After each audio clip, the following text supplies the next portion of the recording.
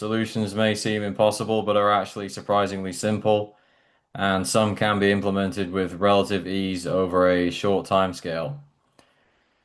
So there's the energy crisis and cold fusion. Cold fusion is a type of nuclear reaction that would occur at cooler temperatures than those involved in standard nuclear reactors, hydrogen bombs, and stars.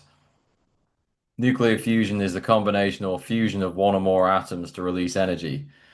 The solution to cold fusion is to combine two atoms by heating them into a high energy plasma so they overcome their mutual electrical repulsion under cold temperature, anything below 10 degrees C conditions. And these two atoms are deuterium and tritium. A fusion reactor is necessary, and these do exist. Deuterium and tritium fuel must be heated to about 100 to 150 million degrees Celsius, roughly 180 to 270 million degrees Fahrenheit. So when it comes to healthcare, I mean the adoption of the voucher system, vouchers given to every citizen to spend on private healthcare, is a good solution, and that's derived from an idea by Steve Jobs. Then you've got world hunger. The solution to world hunger is to basically 3D print food.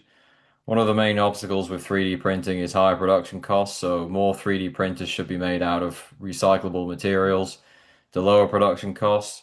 For this solution to work, the 3D printer has to be able to convert raw ingredients into 3D printed food, not just viscous paste. And this can be done with a computer algorithm. So every type of raw ingredient, for example, meat, grain, maize, pasta, water, fish, and eggs, is to be converted into 3D printed food via laser sintering. Bigger cartridges and a bigger printer are required for faster throughput. So, world thirst is another huge problem, and hydrogen molecules, H2O, are to be converted via 3D printers into water via an algorithm. This solution requires the same basic hardware as the 3D printer mentioned above. Um, you've got education. So, citizens and residents would be given vouchers to spend on private schools to increase competition and therefore quality in education. That's an idea derived from Steve Jobs. And again, that would have to come from the governmental level. So, the remedy for cancer and infectious diseases, again, subject to scientific developments. So, you've got cytotoxic T cells, CD8 plus, which are white blood cells that hunt and kill cells infected by viruses or cells that have been transformed into tumors. These cells can be manufactured via 3D printing using blood from donors as raw material, with an algorithm to extract the cytotoxic T cells from the white blood cells. Umbilical cords could also be used as raw material instead of blood. The algorithm must include T cell washing and activation. T cells are washed and stimulated in a lab using anti-CD3 slash anti-CD28 magnetic beads or antibodies to wake them up and prepare them to divide, but this could be handled via a modified 3D printer. The modified T cells are fed with growth factors and cytokines in incubation bags or bioreactors, multiplying over 1 to 2 weeks until there are enough doses. The 3D printer would function better with a longer battery life thanks to advances in cold fusion. In fact, with cold fusion, you may not even need batteries at all. So in CAR T cell therapy, doctors collect the patient's T cells and add a synthetic chimeric antigen receptor in a lab. This new receptor helps the T cells lock onto and kill specific proteins found on the outer surface of cancer cells. The receptor can be 3D printed in addition to the T cells to strengthen the immunological effect. 3D printing the T cells is more important than 3D printing the receptor. As part of the 3D printer algorithm, the antigen will have to bind to the T cell. So when it comes to aging, a solution is to use 3D printed stem cells in the same way T cells are to be used as outlined before. So the 3D printer would have to be modified to cope with all of these advances. And so this could be achieved through incremental improvements in battery technology or more rapidly via cold fusion, which could lead to devices being easily powered for decades without the need for battery charging. So, when it comes to sexual dysfunction and function, the mind controls the brain controls the nervous system controls the circulatory system, including blood flow. The circulatory system is necessary for arousal, and so belief in a successful or unsuccessful outcome and the level of fear determine sexual function. There is a study demonstrating the power of the placebo effect and the nocebo effect on sexual function, which is cited in my book, God, Mind, Family. Then there's the brain-machine interface slash biotechnology. The optimal brain-machine interface would be AI combined with nanomachines to be used for automatic healing rather than mind control and censorship. Uh, Going down that road, the latter road poses distinct dangers and unique risks. Nanomachines in the bloodstream can stimulate extra T cells for rapid healing and in time actually manufacture new T cells. Companies in this space should be very careful which governments they seek to work with because totalitarian regimes and brain machine interfaces are a very dangerous combination. Now we come to poverty. The solution to world poverty requires multiple breakthroughs discussed previously, in addition to better logistics in the developing world. The development of cold fusion will result in freely accessible energy. Central banks must also be nationalized and able to print debt-free money for infrastructure projects and state welfare. The 3D printer-based solutions to world hunger, world first given previously, must also be developed. Now we come to anti-gravity. Now, dark energy is the anti-gravitational force that pushes distant galaxies apart and causes the cosmos to expand. It is basically empty space and comprises 68% of the known universe. It is possible to produce a microscopic black hole through a particle accelerator, and this black hole can produce dark energy, which is inherently anti-gravitic. Black holes create dark energy and gain mass over time, converting it into dark energy, which is emitted outward into the universe, driving cosmic inflation or the universe's expansion. The recognized phenomenon called the observer effect can also be harnessed to create such a source of dark energy.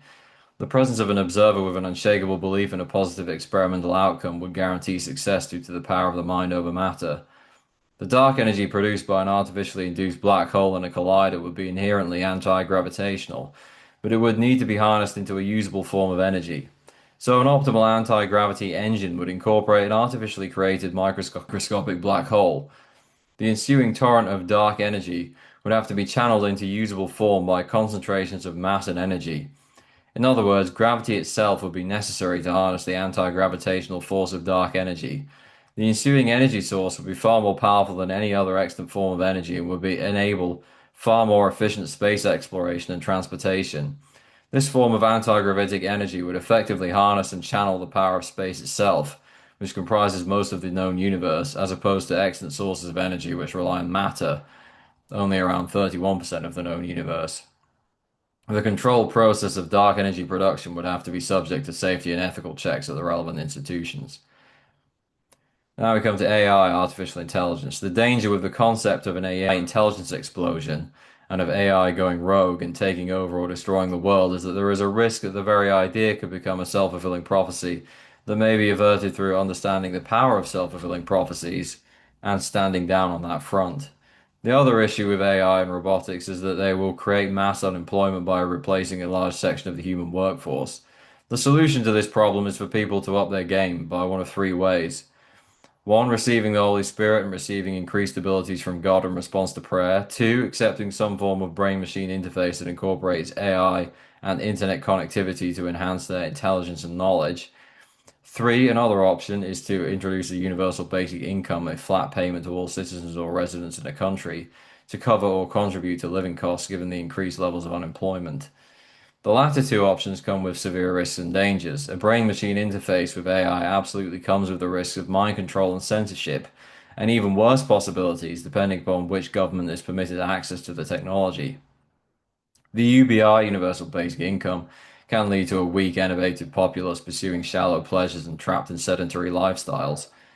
The best solution with AI is to severely regulate and limit its application. However, due to competition between global powers and major economies and the advantages offered by AI development, this is highly unlikely until the kingdom of God arrives on Earth. The centralization of global power in God's kingdom will enable effective control of dangerous technology such as AI. Antibiotic-resistant bacteria is an increasing challenge. So the solution to antibiotic-resistant bacteria is to attach T cells or stem cells to the bacteria. And in the latter case, that would be because of its adaptability. Antigen binding and receptors are crucial here. So then we move on to tackling the arms trade. In order to control the arms trade, there must be a universal standard for all major weapons manufacturers to only produce weapons with ID activation, handprint/thumbprint, and some electronic features. Then the weapon can be disabled remotely if it is to be used for illicit or immoral purposes. by regulators, the manufacturer, or possibly by intelligence agencies. The older weapons will still be in use, however. There must be a multilateral arms treaty orchestrated by the major powers, particularly the United States, in order to enforce these regulations upon arms manufacturers throughout the world. Even implementing this initiative within NATO countries would be a major coup and result in countless lives being saved. This would greatly control, ban, and regulate the flow of weaponry, legal and illegal, to crime and conflicts throughout the world. Again, this would require truly ethical oversight for correct implementation. And that idea was inspired by Hideo Kojima.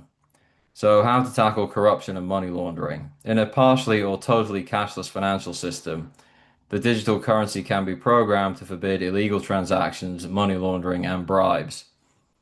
Now, the entire national economic system need not be cashless, but official government business and high level transactions would need to be cashless by law in order for those transactions to be regulated by algorithms that would prohibit illicit use. There would need to be regulation and oversight to enforce this regulation. There is tremendous potential for cashless digital currencies to be abused, however. Without ethical management, the totally cashless economy would be an Orwellian nightmare. The key institutions in need of reform are the World Bank, the IMF, and the Bank for International Settlements. Nations struggling with high levels of corruption could be pressured into adopting these measures by the possibility of reducing foreign aid and investment. Now we move on to problems afflicting many developing nations. So many developing nations need to protect their natural resources, which are currently being exploited by foreign corporations. This may include export bans or severe limitations on exports. The corruptions afflicting many African economies and economies around the world could be largely resolved by necessitating programmable cashless currency usage for high-level transactions, though there are risks that the system could be abused if it is not managed ethically. The flow of illegal and legal arms to conflict zones in the developing world could also be curtailed by the adoption of ID-controlled weaponry by the world's major arms manufacturers. The previously outlined solutions for energy, world thirst, and hunger are also applicable. Domestic energy infrastructure is critical for developing nations. Now we come to radiation and climate change. Radiation is caused by atomic decay, the separation of protons and electrons from the atomic nuclei. The solution is to bind the protons and electrons to the nucleus through attaching the opposite charge, for example, opposite charge electrons, to the nucleus. So there would have to be a nuclear power station that creates these kind of atoms, or simply include this function within existing power stations as a safeguard against meltdowns. Phones, computers, and 5G also produce radiation, the negative effects of which can be neutralized by these power plants.